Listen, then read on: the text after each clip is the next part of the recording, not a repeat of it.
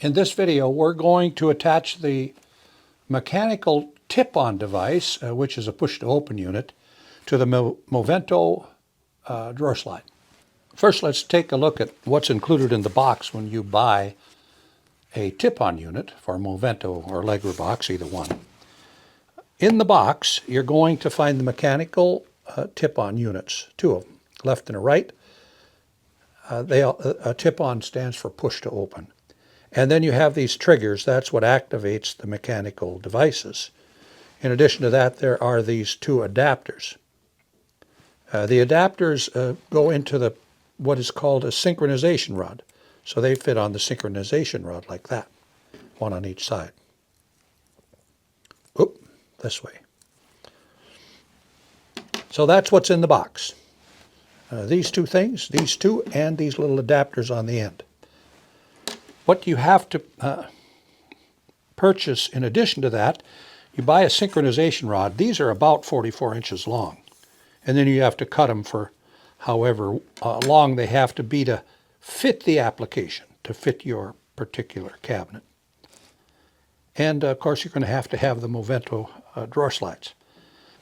Oh, and you'll also need a front gap template. This is to set the front gap on your drawer front so that when you push the drawer front, the mechanical devices will fire and send your drawer out. Let's start by attaching the triggers. I like to attach the triggers first because it's hard to get them on once the drawer slides are in the cabinet. So here's our left-hand member, and here's the right-hand runner. I marked them so you can see them. So to start with, let's put this trigger on the left-hand runner.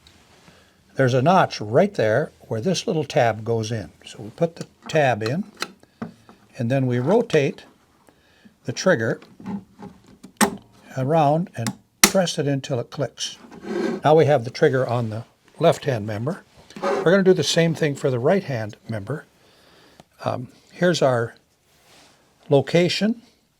We put the trigger in and then rotate it and press it till it clicks. Now the triggers are installed. The next step is to install the slides into the cabinet. The slides are installed, so now we're going to fully extend the runners to make it a lot easier to attach these tip-on devices, the push-to-open devices. Take a look in here. The triggers are stationary. That's why I recommend that you put those on before you install them. It's real hard to get at them.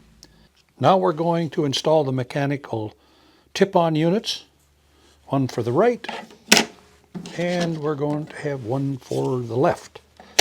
So we'll install those next. The left side first. Notice these arrows that I've put on the tip-on unit. It lines up with an arrow that's on the slide. I highlighted it with this yellow tape, and I put some red on the arrow. Just line those up when you attach the tip-on unit. And then once you do that, you start sliding straight backwards and push until it clicks. The left side is installed. Now the right side, same procedure. These arrows need to line up, and then when we slide it back, it goes to the next arrow. So line up the arrows, and then slide it backwards till it locks. Now both tip-on units are installed.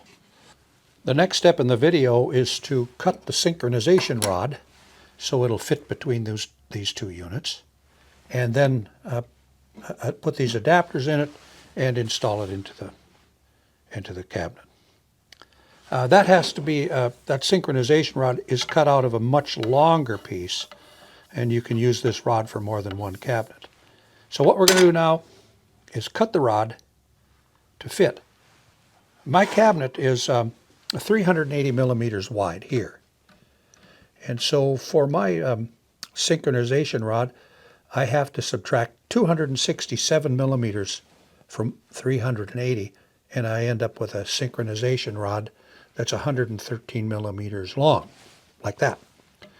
Now if you want to do it in inches, this is 15 inches wide, You subtract 10.5 inches and you'll end up with a synchronization rod that's 4.5 inches. So that's what we're going to do, get the rod ready and install it here. So here's our synchronization rod cut to the proper length. We insert these adapters into the rod.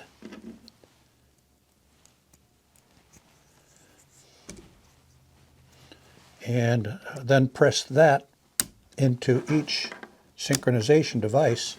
And now our synchronization rod is installed. And that forces these two cabinet members to fire at the same time when the cabinet is closed. The final step in this video is to set the front gap on for your drawer front so that you have enough room when you push the drawer front, it'll fire the push to open device. So if you're using material that's 5/8 of an inch thick for a subfront on your drawer, you would use the device this way. If the subfront material on your cabinet is 1/2 inch thick, then you use the device this way. Well, in our case, we're going to assume that the subfront is 5/8 because that's most common. And we'll make our adjustments based on that.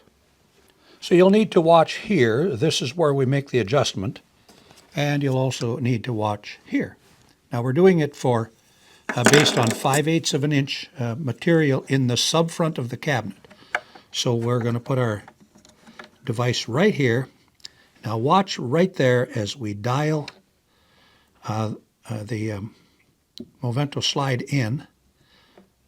See how it's coming forward? There, that's just about perfect. If we go too far, you'll see that it's pushing against the device. So we want it to be right there. That's a perfect spot. And now our front gap is at its optimum position. We have to do that to both sides. Well, we have accomplished the video. The tip-on unit is installed. So now you will have a beautiful soft close feature and a push to open action. That makes this a Movento slide a really nice slide to have. Now, a lot of people will just put the Movento tip-on some of the units, maybe a waste bin, and not use it on all of them. But if you're not going to use handles and you just want a nice, the appearance of your kitchen to be without handles, then you would use a tip-on all of them. So this mechanical tip-on unit is easy to install. It's a good add-on. If you like the video, the thumbs up, subscribe, and share it with your friends.